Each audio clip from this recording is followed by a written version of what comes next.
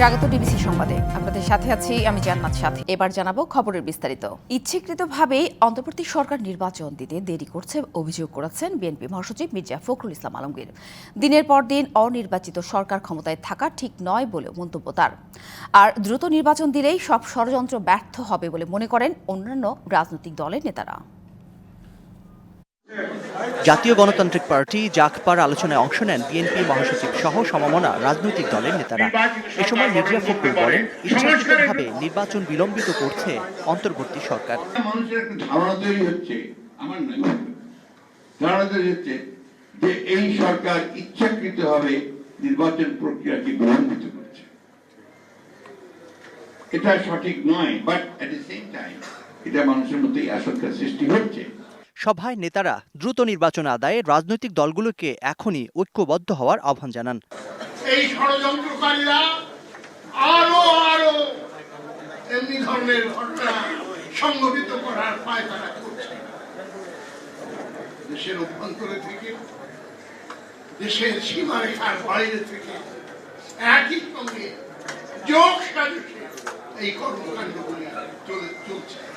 Dhaka reporters ইউনিটিতে আরেক আলোচনায় নির্বাচন ও সংস্কার নিয়ে কথা বলেন বিএনপির স্থায়ী কমিটির আরেক সদস্য। এই রিফর্মের নামে নির্বাচনটাকে পিছিয়ে দিবেন, এটা ঠিক হবে না। আজকে যেসব সমস্যা হচ্ছে, এসব সমস্যা হচ্ছে বিকজ আপনাদের কোনো ম্যান্ডেট নাই, আপনাদের কোনো পলিটিক্যাল ফোর্স নাই। আজকে আমরা সর্বখানে ব্যর্থ হচ্ছেন। সচিবালয়ের মতো জায়গায় আগুন লাগে, কেমন করে আগুন লাগে, কোথায় আপনার গোয়েন্দা বাহিনী? Zakaria Ahmed, DBC news, Dhaka. আইন বিভাগ সব বিচার করবে। জুলাই আগস্ট গণহত্যার বিচারে কোনো গাফিলতি হবে না। আগামী বিজয় দিবসের আগেই বিচার শেষ করা হবে বলে জানিয়েছেন আইন উপদেষ্টা আসিফ নজরুল। সকালে রাজধানীর কৃষিবিদ ইনস্টিটিউটে ঐক্য, সংস্কার ও নির্বাচন নিয়ে জাতীয় সংলাপে তিনি একথা বলেন। প্রতিশোধ নয়, ন্যায় প্রতিষ্ঠায় জুলাই গণহত্যায় জড়িতদের বিচার হবে বলে জানান অ্যাটর্নি জেনারেল। শনিবার সকালে রাজধানীর কৃষিবিদ ইনস্টিটিউটে ফোরাম ফর বাংলাদেশ স্টাডিজ আয়োজিত গুম খুন থেকে গণহত্যার বিচার চ্যালেঞ্জ নিয়ে 2 দিনের জাতীয় সংলাপ চলছে। সংলাপে অন্তর্বর্তী সরকারের উপদেষ্টা, গণ অভ্যুত্থানের পক্ষের বিভিন্ন রাজনৈতিক দলের নেতারা, নাগরিক সমাজ ও বিভিন্ন শ্রেণী পেশার প্রতিনিধিদের সাথে 20টি রাজনৈতিক দল অংশ নেয়। আলোচনার শুরুতেই কথা বলেন বৈষম্যবিরোধী আন্দোলনের নেতারা। এ সময় গেল 16 বছরে দেশের সব হত্যাকাণ্ড, বিডিআর হত্যাসহ গুমের বিচার দাবি করা হয়। ঐক্যে ফাটলই বড় চ্যালেঞ্জ উল্লেখ করে অ্যাটর্নি জেনারেল বলেন, বিচার প্রক্রিয়া কোনোভাবেই প্রভাবিত হবে না। প্রতিশোধ নয়, ন্যায় প্রতিষ্ঠায় বিচার করা হবে। জুলাই বিপ্লবে শহীদদের রক্তের বিনিময়ে যে চেতনায় উদ্বুদ্ধ হয়ে আমরা রাজপথে কাঁধে কাঁধ মিলিয়েছিলাম, সেই ঐক্যে যে ফাটল ধরেছে, সেই ফাটলটাই প্রথম চ্যালেঞ্জ। গণহত্যার বিচারে কোনো গাফিলতি হবে না। আগামী বিজয় দিবসের আগে জুলাই গণহত্যার বিচার সম্পন্ন করা হবে বলে জানান আইন উপদেষ্টা। আমি মনে করি আইন উপদেষ্টা হিসাবে আমার প্রধানতম দায়িত্ব হচ্ছে গণহত্যার বিচার করা। বিচারটা মূলত আমাদের মন্ত্রণালয়ের দায়িত্বে। এখানে কোন রকম কোনো গাফিলতি হচ্ছে না, হবে না। শেখ হাসিনা পালিয়ে যাওয়ার সঙ্গে সঙ্গে পাবলিক প্রসিকিউটররাও পালিয়ে গেছে। 51 জেলা থেকে পিপিরা গায়েবী মামলার তথ্য পাঠিয়েছে বলেও জানান উপদেষ্টা। কারো হাত করা নাই। সংলাপ শেষে অংশীজনদের ঐক্যমত্য নিয়ে ঘোষণাপত্র প্রকাশিত হবে। DBC news desk. কড়াকড়ি আরোপের পর নিরাপত্তার স্বার্থে সচিবালয়ে প্রবেশাধিকার নিয়ন্ত্রণ করছে আইন শৃঙ্খলা বাহিনী। আর অ্যাক্রেডিটেশন কার্ডের জন্য শিগগিরই নতুন আবেদন চাইবে অন্তর্বর্তী সরকার। এদিকে বিকেল 3:30টার দিকে উচ্চ পর্যায়ের তদন্ত কমিটি আবারও পরিদর্শনে আসার কথা রয়েছে। আগুনের উৎস ও কারণ বের করার পাশাপাশি খতিয়ে দেখবেন দুর্ঘটনায় কারো দায় আছে কিনা। গেল বুধবার গভীর রাতে রহস্যজনকভাবে আগুন লাগে সচিবালয়ে। পুড়ে যায় কয়েকটি মন্ত্রণালয়ের গুরুত্বপূর্ণ নথি। ছুটে যান উপদেষ্টা পরিষদের সদস্যসহ দায়িত্বশীল ব্যক্তিরা। এ ঘটনায় শুক্রবার রাতে সচিবালয়ের নিরাপত্তা বৃদ্ধির স্বার্থে অস্থায়ী প্রবেশ কার্ড এবং সাংবাদিকদের অ্যাক্রেডিটেশন বাতিল করে স্বরাষ্ট্র মন্ত্রণালয়। পরে এক খুদে বার্তায় প্রধান উপদেষ্টার প্রেস উইং জানায়, চলমান প্রেস অ্যাক্রেডিটেশন পর্যালোচনা এবং নতুন কার্ড ইস্যু করতে দ্রুত নতুন আবেদন চাওয়া হবে। স্বরাষ্ট্র মন্ত্রণালয়ের বার্তায় দুঃখ প্রকাশ করা হয়। বলা হয় যে কোনো প্রেস ইভেন্টের জন্য অস্থায়ী দৈনিক অ্যাক্সেস কার্ড নিজ নিজ মন্ত্রণালয় থেকে জারি করা হবে। এদিকে নিরাপত্তার স্বার্থে সচিবালয়ে প্রবেশ অধিকার নিয়ন্ত্রণ করছে আইনশৃঙ্খলা বাহিনী। অনেকেই প্রবেশ করতে চাইলেও ভেতরে ঢুকতে দেয়া হচ্ছে না। আগুনের কারণ অনুসন্ধানে কাজ করছে তদন্ত কমিটির সদস্যরা। Farhana Juthi, DBC news, Dhaka. সচিবালয়ে আগুন গভীর ষড়যন্ত্রের অংশ বলে মন্তব্য করেছেন বিএনপির সিনিয়র যুগ্ম মহাসচিব রুহুল কবির রিজভী। পতিত সরকারের দুর্নীতির নথি নষ্ট করতেই আগুন দেওয়ার অভিযোগ তার। নয়নের অসহায় পরিবারের পাশে বিএনপি সার্বিকভাবে সহযোগিতা করে পাশে থাকবেন বলে আশ্বস্ত করেন তিনি। অবশ্যই এটা গভীর ষড়যন্ত্র, নিঃসন্দেহে এটা চক্রান্তের অংশ। এটাকে তো আমরা বিচ্ছিন্ন বলে মনে করছি না। অনেক গুরুত্বপূর্ণ নথি পুড়ে গেছে তার মধ্যে। গণতন্ত্রকে ফিরিয়ে আনার যে সংগ্রাম বা যুদ্ধ যেটাই বলি না কেন, তার অন্যতম শহীদ হচ্ছেন সোহানুর রহমান নায়ক।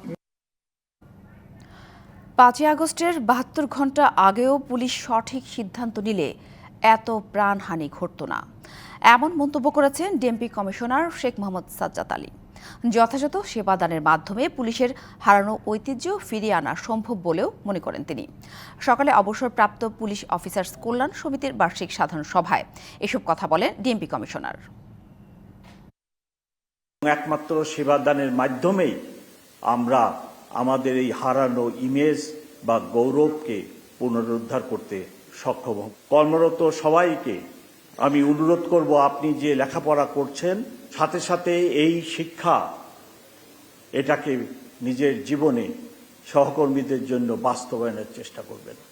সশরীরে ছবি তোলা, আঙুলের ছাপ, চোখের মনির প্রতিচ্ছবি সহ 60টি ধাপ পার হওয়ার পরই একজন ভোটার জাতীয় পরিচয়পত্র হাতে পান। তবে সম্প্রতি বিদেশে বসেই জালিয়াতির মাধ্যমে এনআইডি তৈরি করেছেন কয়েকজন প্রবাসী।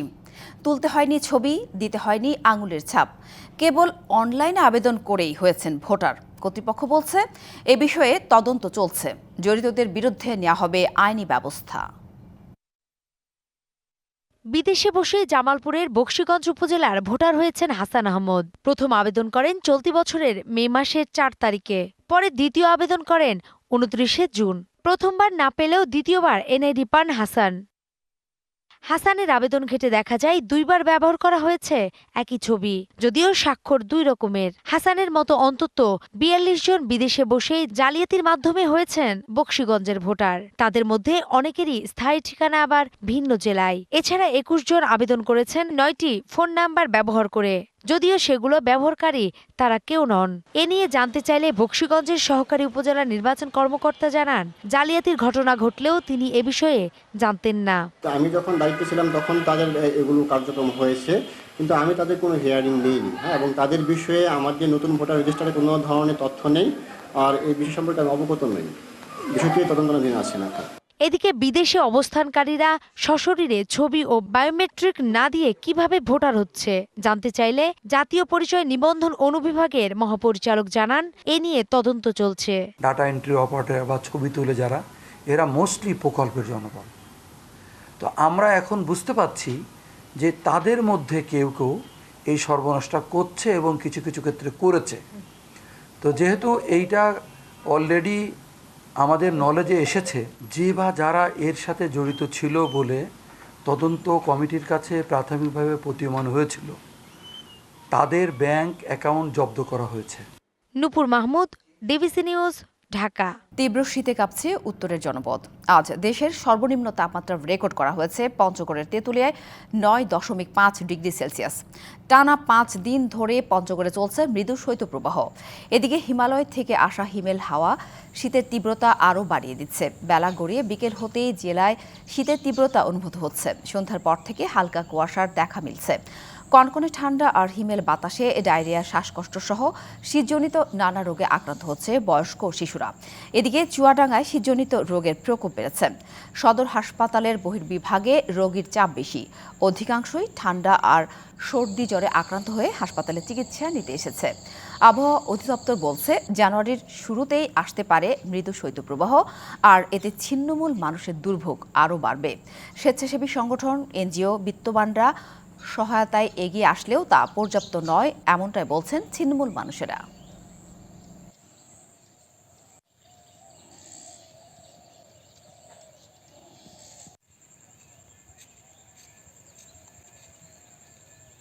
চাঁদপুরের জাহাজে 7 শ্রমিক হত্যার রহস্য উদ্ঘাটন এবং জড়িত ব্যক্তিদের বিচার সহ বিভিন্ন দাবিতে দ্বিতীয় দিনের মতো সারা দেশে নৌযান শ্রমিকদের ধর্মঘট চলছে। এতে পটুয়াখালীর পায়রা সমুদ্র বন্দরে পণ্য খালাস কার্যক্রম বন্ধ রয়েছে। এ বিষয়ে আরও জানাতে আমাদের সাথে যুক্ত হয়েছেন সহকর্মী মহিবুল্লাহ চৌধুরী। মহিবুল্লাহ, নৌযান শ্রমিকদের ধর্মঘটের কারণে বন্দরে কী ধরনের প্রভাব পড়েছে, আর এই অবস্থার কারণে নিত্যপণ্যের দামে প্রভাব পড়ার কোনো শঙ্কা আছে কিনা সব মিলে জানাবেন। আপনার সাথে আপনাকে ধন্যবাদ। যেমনটি বলছিলেন যে চাঁদপুরের লাইটারে যে হত্যাকাণ্ডের ঘটনা ঘটেছে, সেখানের সেই নৃশংস হত্যাকাণ্ডের বিচারের দাবিতেই কিন্তু সারা দেশের ন্যায় পটুয়াখালীতেও লাইটারের জাহাজ যারা শ্রমিক রয়েছে তারা কিন্তু ইতিমধ্যেই অনির্দিষ্টকালের জন্য ধর্মঘট তারা কিন্তু পালন করছে। আজ দ্বিতীয় দিনের মতো সেই ধর্মঘট পালিত হচ্ছে। আপনি দেখতেই পাচ্ছেন যে আমরা একেবারে পায়রা তাপবিদ্যুৎ কেন্দ্রের যে জেটি রয়েছে সেখানে কিন্তু লাইটারের জাহাজের সারি রয়েছে।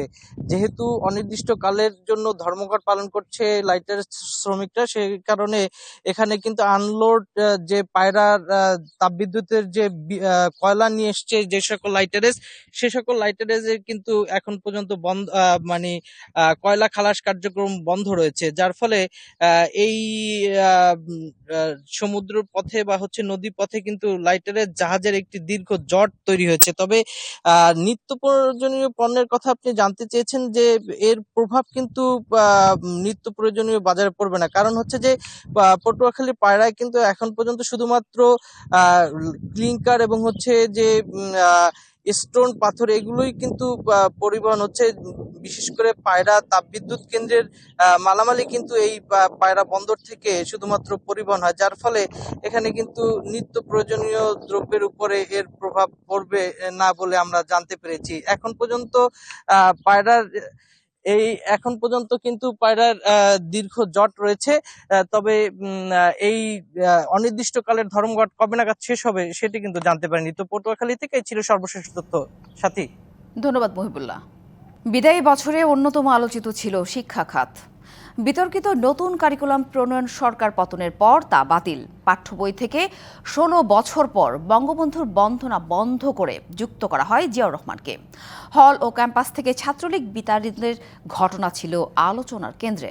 কোটা বিরোধী আন্দোলন থেকে সরকার পতনের আন্দোলন, লম্বা সময় ধরে উচ্চশিক্ষাঙ্গনে অচলাবস্থা, একই সাথে শিক্ষা খাতের দুর্নীতিও ছিল আলোচনায়। বিস্তারিত জানাচ্ছেন মনিরুল সোহাগ। বছরের শুরুতে শিক্ষা খাতের সবচেয়ে বড় আলোচনা ছিল নানা বিতর্ক ও অনিয়মের জন্য দীপু মনিকে শিক্ষামন্ত্রীর দায়িত্ব না দেয়া।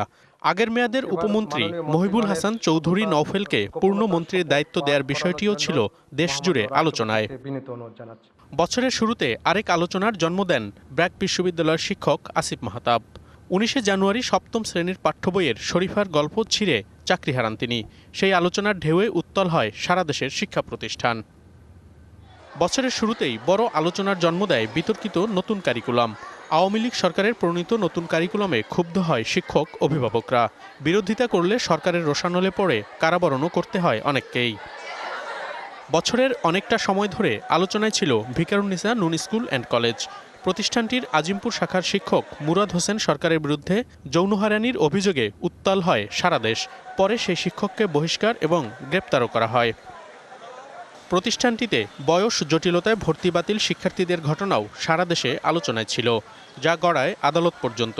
একই প্রতিষ্ঠানের যমজ শিশুদের ভর্তি নিয়ে তৈরি হওয়া জটিলতাও আসে আলোচনায়। চলতি বছরের মার্চে আলোচনায় আসে বেসরকারি বিশ্ববিদ্যালয় ঢাকা ইন্টারন্যাশনাল ইউনিভার্সিটিতে সাংবাদিকতার উপর নিষেধাজ্ঞার বিষয়, যা না মানলে কমপক্ষে 12 শিক্ষার্থীকে বহিষ্কার করে বিশ্ববিদ্যালয়টি। পরে গণমাধ্যম এবং বিভিন্ন সাংবাদিক সংগঠনের চাপে সিদ্ধান্ত পাল্টাতে বাধ্য হয় বিশ্ববিদ্যালয়টি। দেশের বিভিন্ন পাবলিক বিশ্ববিদ্যালয়ে শিক্ষক নিয়োগে দুর্নীতি ও অনিয়ম নিয়ে আলোচনা ছিল বছরের শুরু থেকেই। এর মধ্যে চট্টগ্রাম বিশ্ববিদ্যালয়ে শিক্ষক নিয়োগে ঘুষের বিষয়ের তথ্য প্রমাণ ফাঁস হলে সমালোচনার ঝড় ওঠে সারা দেশে। একই সমালোচনা দেশের আরও কয়েকটি বিশ্ববিদ্যালয়ের উপাচার্যদের বিরুদ্ধে। বিশ্ববিদ্যালয় শিক্ষকদের আলাদা প্রত্যয় স্কিমে যুক্ত করার ঘোষণায়ও আলোচনার জন্ম দেয় বিদায়ী বছর। এই স্কিম বাতিলের দাবিতে সারা দেশের পাবলিক বিশ্ববিদ্যালয়ের শিক্ষকরা ক্লাস পরীক্ষা বর্জন করে অনশন করেন। অচলাবস্থা তৈরি হয় সারা দেশের উচ্চশিক্ষাঙ্গনে। এরপরই শুরু হয় শিক্ষাঙ্গনের সবচেয়ে বড় ও আলোচিত ঘটনা কোটা বিরোধী আন্দোলন, যা মুহূর্তেই সারা দেশের সব শিক্ষা প্রতিষ্ঠানে ছড়িয়ে পড়ে। ক্লাস পরীক্ষা বর্জন করে শিক্ষার্থীদের এই আন্দোলন পরে রূপ নেয় সরকার বিরোধী আন্দোলনে। বহু শিক্ষা প্রতিষ্ঠানে সাধারণ শিক্ষার্থীদের উপর হামলা চালায় ছাত্রলীগ। সরকার বিরোধী আন্দোলন ঠেকাতে সরকারি চাকরিতে মুক্তিযোদ্ধা কোটা বাতিল সহ অন্যান্য কোটা সংস্কারের বিষয়টিও ছিল আলোচনায়। একই সাথে 6 সমন্বয়ককে গ্রেপ্তার করে মিথ্যা বিবৃতি দিয়ে আন্দোলন দমানোর চেষ্টার ঘটনাও আলোচনার জন্ম দেয় সারা দেশে। আমরা এই মুহূর্তে থেকে আমাদের কর্মসূচি প্রত্যাহার করছি। সরকার বিরোধী আন্দোলনে শিক্ষার্থীদের নেতৃত্ব দেয়া এবং গুলিতে বহু শিক্ষার্থীর মৃত্যুর ঘটনাও ছিল আলোচিত। আলোচনায় ছিল পাবলিক বিশ্ববিদ্যালয়ের পাশাপাশি বেসরকারি বিশ্ববিদ্যালয়ের শিক্ষার্থীদের অবস্থানও। রংপুরের আবু সাইদ, ঢাকায় মুগ্ধসহ প্রাণ দেয়া শিক্ষার্থীরা আলোচনায় দেশ জুড়ে। বিদায়ী বছরের আরেকটি আলোচিত বিষয় দেশের সব বিশ্ববিদ্যালয় ও কলেজ থেকে ছাত্রলীগ বিতাড়িত হবার ঘটনা। স্বাধীনতার পর দেশে এই প্রথম এমন ঘটনা ঘটে। সরকার পতনের পর পরিবর্তনের ছোঁয়া লাগে শিক্ষাঙ্গনেও। শিক্ষা উপদেষ্টার দায়িত্বে আসেন ওয়াহিদ উদ্দিন মাহমুদ। পরিবর্তন আসে শিক্ষার বিভিন্ন ধাপে। বিদায়ী বছরে আরেক আলোচিত বিষয় ছাত্র আন্দোলনে মাঝপথে বন্ধ হয়ে যাওয়া এইচএসসি ও সমমান পরীক্ষায় শিক্ষার্থীদের অটোপাস দাবি। পরে বিষয় ম্যাপিংয়ের মাধ্যমে ফলাফল নির্ধারণ করলেও তা নিয়েও আন্দোলন ও বিক্ষোভ করে শিক্ষার্থীরা। সরকার পরিবর্তনের পর সারা দেশের পাবলিক বিশ্ববিদ্যালয়ের উপাচার্য সহ বিভিন্ন গুরুত্বপূর্ণ পদে নির্দলীয় লোক নিয়োগের বিষয়টিও আলোচনায় আসে। এরপরই মেধার ভিত্তিতে বিশ্ববিদ্যালয়গুলোর আবাসিক হলে শিক্ষার্থীদের আসন বরাদ্দে এবং ক্যাম্পাসে ছাত্র রাজনীতি নিষিদ্ধ নিয়ে আলোচনা হয় দেশ জুড়ে। নতুন সরকারের অন্যতম আলোচিত বিষয় আগের সরকারের বিতর্কিত কারিকুলাম বাতিল করে পুরনো কারিকুলামে ফেরা। একই সাথে আরেকটি আলোচিত বিষয় পাঠ্য বইয়ের পরিমার্জন। পরিমার্জনে পাঠ্য বইয়ে ফেরেন জিয়াউর রহমান। কমানো হয় বঙ্গবন্ধু বন্দনা ও শেখ হাসিনার গুণগান। যুক্ত হয় ছাত্র আন্দোলনের গ্রাফিতিও। ভারতের প্রধানমন্ত্রী বা ভারতের প্রতিনিধিদের বক্তব্য আমরা দেখেছি যে তারা বাংলাদেশের স্বাধীনতার ঘোষণার জন্য মেজর জিয়াউর রহমানের নাম বলেছেন। তাজউদ্দিন আহমেদও স্বীকার করেছেন তার ভাষণে। তো এই তথ্য তো বিভিন্নভাবে আছে, কেন এগুলোকে অস্বীকার করা হলো, এটা আমারও প্রশ্ন। পরিমার্জনের পর পাঠ্য বই ছাপানোর বিষয়টিও আসে আলোচনায়। বাতিল করা হয় বই উৎসব। নতুন পাঠ্য বই ছাপাতে আগের টেন্ডার বাতিল হয়। ছাপার কাজ থেকে বাদ পড়ে ভারতের 2 প্রতিষ্ঠান। ইতিমধ্যে আমাদের দেশীয় প্রতিষ্ঠানগুলি অনেক সক্ষমতা অর্জন করেছে। তবে এটাও ঠিক যে আমাদের দেশীয় প্রতিষ্ঠানগুলির কাজের মানের ব্যাপারে জনগণের মধ্যে অনেক প্রশ্ন আছে। সেই ক্ষেত্রে আমাদের কাজ করতে হবে। পাঠ্যপুস্তকের মানের ক্ষেত্রে বইয়ের ছাপার মান, বইয়ের কালি বা বইয়ের ছবি, এ ব্যাপারে আমরা জিরো টলারেন্স নীতি গ্রহণ করব। বছরের শেষের দিকে আরেক আলোচনার বিষয় 2012 সালের শিক্ষানীতি বাতিল করে নতুন শিক্ষা কমিশন ঘোষণার কথা। আলোচনায় আসে শিক্ষা ব্যবস্থাকে ঢেলে সাজানোর। শিক্ষার বিস্তৃতি তো আমরা সবাই চাই, কিন্তু যেভাবে হয়েছে এটা তো শিক্ষার মানকে একদম ধস নামিয়ে দিয়েছে। যে শিক্ষাক্রমটা চালু হতে যাচ্ছিল এর মধ্যে সবাই ঢুকে পড়েনি। আরও দেরি করলে আরও যদি ঢুকে পড়তো তাহলে কিন্তু আবার এর থেকে বেরিয়ে আসা যেত না। দুর্ভাগ্য হলো বাংলাদেশের শিক্ষা ব্যবস্থার কোনো জাতীয় শিক্ষা দর্শন নাই। ওই শিক্ষা দর্শন অনুযায়ী আমাদেরকে এস্টাবলিশ করতে হবে জাতীয় শিক্ষানীতি, যে শিক্ষানীতি সকলের কাছে গ্রহণযোগ্য হবে। বছরের শেষ সময়ে আলোচনায় আসে বেসরকারি শিক্ষকদের বদলি নীতিমালা, যাতে ইতিহাসের প্রথম বেসরকারি শিক্ষা প্রতিষ্ঠানের এমপিওভুক্ত শিক্ষকরা বদলির সুযোগ পেতে যাচ্ছেন। শিক্ষা খাতের দুর্নীতির বিষয়টিও বছর জুড়ে ছিল আলোচনায়। বিভিন্ন বিশ্ববিদ্যালয়ে উপাচার্য নিয়োগ, বেসরকারি বিশ্ববিদ্যালয় অনুমোদন এবং শিক্ষা প্রতিষ্ঠানের অবকাঠামো নির্মাণ নিয়ে দুর্নীতির আলোচনা ছিল দেশ জুড়ে।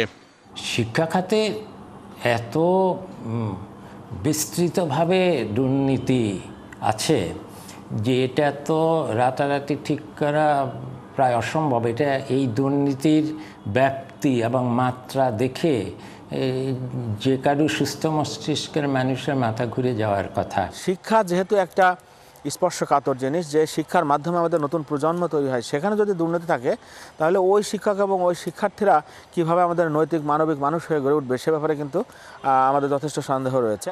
এছাড়াও তিতুমির কলেজ সহ 7 কলেজে শিক্ষার্থীদের আলাদা বিশ্ববিদ্যালয় গঠনের দাবির আন্দোলন আলোচনায় ছিল বছর শেষে। আসছে বছরের প্রথম দিন শিক্ষার্থীদের হাতে নতুন সব বই তুলে দিতে না পারার বিষয়টিও আলোচনায় আছে বছর শেষে। সেই সাথে আলোচনায় বাড়তি খরচ করে বই উৎসব না করার সিদ্ধান্ত। মনিরুল সোহাগ, ডিবিসি নিউজ, ঢাকা। ঢাকা মাওয়া এক্সপ্রেসওয়ের ধলেশ্বরী টোল প্লাজায় বাসের ধাক্কায় একই পরিবারের 5 জনের মৃত্যুর ঘটনায় শোকের মাতম চলছে মুন্সিগঞ্জের সিরাজদি খানের নন্দনকোনা গ্রামে। এমন মৃত্যু মেনে নিতে পারছেন না স্বজন ও এলাকাবাসী। বাসের চালক ও মালিকের দৃষ্টান্তমূলক শাস্তির দাবি করেছেন তারা। এর আগে গতকাল রাতে মুন্সিগঞ্জ সিরাজদি খানের নন্দনকোনা গ্রামে সামাজিক কবরস্থানে মা আমিনা আক্তার ও 2 মেয়ে ইমি ও রিহাকে দাফন করা হয়। আরেক শিশু আয়াজকে সমাহিত করা হয়েছে তার দাদার বাড়ি নোয়াখালীতে। শুক্রবার রাজধানীর জুরাইন থেকে প্রাইভেট কারে করে গোপালগঞ্জের একটি অনুষ্ঠানে যাচ্ছিলেন আমিনা আক্তার ও তার পরিবারের সদস্যরা। পথে ঢাকা মাওয়া এক্সপ্রেসওয়ের ধলেশ্বরী টোল প্লাজায় থেমে থাকা প্রাইভেট কারে বেপরোয়া বাসের ধাক্কায় দুমড়ে মুচড়ে যায় প্রাইভেট কারটি। জিন্স পরার অপরাধে আন্তর্জাতিক দাবা টুর্নামেন্ট থেকে বাদ পড়লেন বিশ্ব চ্যাম্পিয়ন ম্যাগনাস কার্লসেন। এমন নজিরবিহীন ঘটনাই ঘটেছে নিউ ইয়র্কে। বিশ্ব র্যাপিড দাবা চ্যাম্পিয়নশিপে ড্রেস কোড ভঙ্গের অপরাধে কার্লসেনকে 9ম রাউন্ডে খেলতে দেওয়া হয়নি। ক্ষোভে ফিদে আয়োজিত পরবর্তী দাবা আসর থেকে নিজেকে প্রত্যাহারের ঘোষণা দিয়েছেন ম্যাগনাস কার্লসেন। নিউ ইয়র্কে বসেছে বিশ্বসেরা দাবারুদের মেলা। বিশ্ব র্যাপিড দাবা চ্যাম্পিয়নশিপে অংশ নিতে মার্কিন মুলুকে এসেছেন বিশ্বনাথন আনন্দ, ইয়ান ক্রিস্টফ, আলেকজান্ডার গ্রিশিকরা। এই সময় ব্যস্ত ভঙ্গিতে জিন্সের প্যান্ট পরিহিত বর্তমান চ্যাম্পিয়ন ম্যাগনাস কার্লসেনকেও টুর্নামেন্ট ভেন্যুতে প্রবেশ করতে দেখা গেল। কে জানতো ওই জিন্স প্যান্টের কারণেই এই বিশ্ব চ্যাম্পিয়নের সাথে ঘটবে নাটকীয় ঘটনা। টুর্নামেন্টের ড্রেস কোড পরিপন্থী হওয়ায় ফিদে তাৎক্ষণিক কার্লসেনকে সতর্ক করে এবং $200 জরিমানা করে, যা পরিশোধ করে 8ম রাউন্ডে খেলে জয় তুলে নেন কার্লসেন।